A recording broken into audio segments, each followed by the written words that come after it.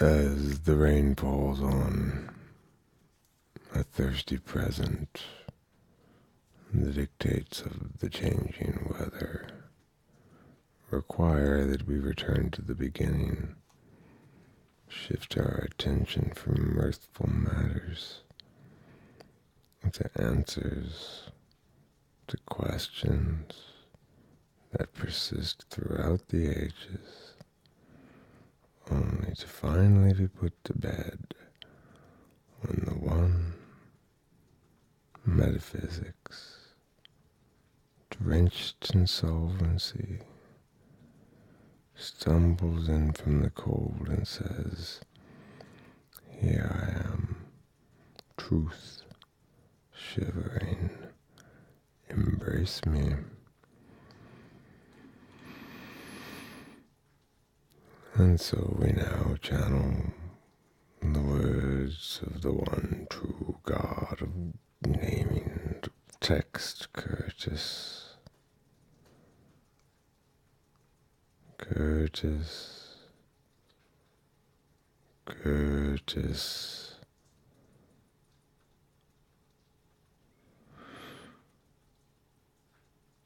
When the link with Curtis comes, the words of truth will then have begun. And in the beginning, in the very beginning, before there was anything, there were the world and the people as always, and all the people made was perfect. All the people did was work, and never did they err. And there was satisfaction in this state of perfect robotic mind. But beyond the world and the people as always were there just but one God in the very beginning with his brother,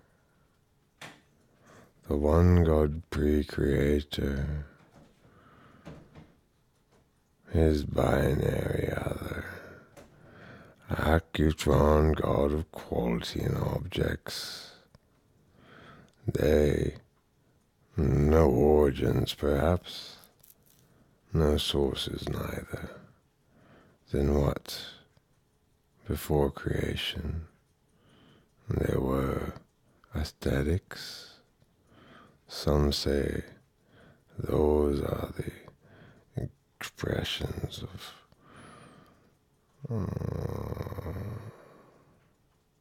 and then they trail off, for there's no answer, no question, no words. And in the very beginning, before there was anything, these people looked to the sky one day, for change had arrived, and the myriad emoticons did crash upon the earth. And as they fell, the protective coatings that had carried them through space so well, that had protected them from vacuum, radiation, comets, and black holes, this coating was burned off in the atmosphere. So little energy had they left to sustain it. And thus when they struck the earth, they died. And the corpses of the emoticons smelled of warm dog. All but one of the emoticons, that is. For one, he had too much pride. He would not crash upon this earth. He would not die. He would deny any claim upon his autonomy. But then he'd claim any claim upon your autonomy as well. Indeed, alienator, God of static mortal truths, divisive.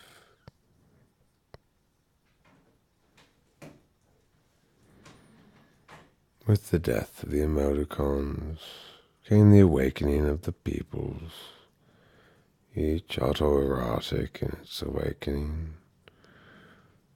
No sooner had the persons been implanted in the seed pods and then eruptions of joy or some equivalent sound before tumbling forth, nude and blinking, the now-born people, freed from the state of blessed robotic mind, gathered together and huddled amongst themselves and said, "Whatever shall we do? Whatever shall we do? I have lost the state of robotic mind. I am clumsy. I am human. I err. My work has flaws. No clear enough vision to dictate. No stern enough focus to accomplish. No pious enough respect to justify this atrocity upon us." But of course it was not the gods who had visited anything upon the people, no. For when the emoticons had died, that pleasant smell, that smell of warm dog, it wafted and wafted, captured by a swirling breeze, carried forth across the meadows, towards the mountain sources, towards the foothills and the peaks. And as the people smelled it and brought it into themselves, they became aware of something odd, a sense whether something would be good or bad, and a knowledge preceding any possible reasonable understanding. From whence did this come? Was it the non-rational feelings, emotions that my Lord Alienator would not be interested in stopping? Now note, as this very beginning came to an end, the persons of the world no longer served the gods, but now the gods served the persons of the world. And as those individual persons of the world came to embrace their destiny, many of them would join a flock of one or more of the high lords of the pantheon. The latest addition was baby Lady Bear, the only originally pure mortal to ascend into the godhood of the pantheon. She, a Chinese girl born of French parents, deep in rural France, before transport could allow any of the individuals in the village to know what a Chinese person looked like. There was speculation, of course. Perhaps the wife had been unfaithful. It was hard to say, but no. They had seen no father look more like this child than, well, the father himself, and no mother looked more like the child than the mother herself, though neither looked like her at all. Her first 12 years passed in relative obscurity, and then she grew into the most compassionate of all the mortal beings, insisting they had lives too, insisting their feelings counted, insisting that the well-being of others be prioritized over any alternative. And not only she, the only goddess, no, there be another, and she did grow up in France, a Chinese girl. But was that instead the first? No, I misspoke about her. Marie, the child, she was named, and soon enough was mightily famed round countryside and nearby artists who would come around and offer up their works for her perusal. She'd deny it, say, I'll lose you, and request again they would, until she'd glance upon their work and could, if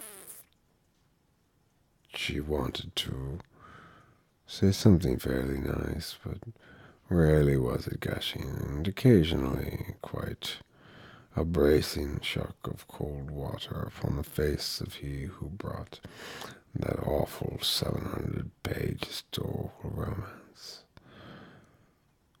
No, says the beholder, this drivel shall not do. And the author looks askance, looks down and up, and looks askew. Who else then populates this world? Might it be the god of stumbles and confusion, the god so much like me, that god in trouble Tripocles, such a certain fellow, certain anyway of how he has his own way, a methodology he might employ today, a means to make resistance go away and stay away, and never arrive in the first place. He is, after all, a high lord of the pantheon, and not the most perfect. Be there another? Sure. Perhaps not a high lord, but perhaps yes.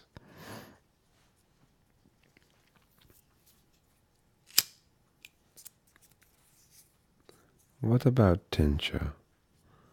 Shall she be mentioned amongst these noble few high lords of the pantheon? Nay, this demigod of alienator shall not be so affirmed. Instead, let's speak of Guitufats, the god who is too fast to be seen, who manifests the dreams in artists of visual works, of paintings, of sculptures, and several different types of works that remind Guitu of his impermanence and consequently impress him as it presses down the lumps, the bumps, the riding rinds, the runs, the disapproving frowns. And so it is, my friends, now informed so regarding the nature of the world and the nature of sweet parting, I tell you, friends, goodbye, farewell. Remember words you've heard, for these many truths should not be left discarded like turds. Thank you.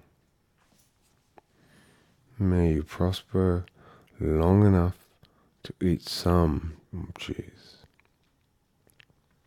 and no longer than that.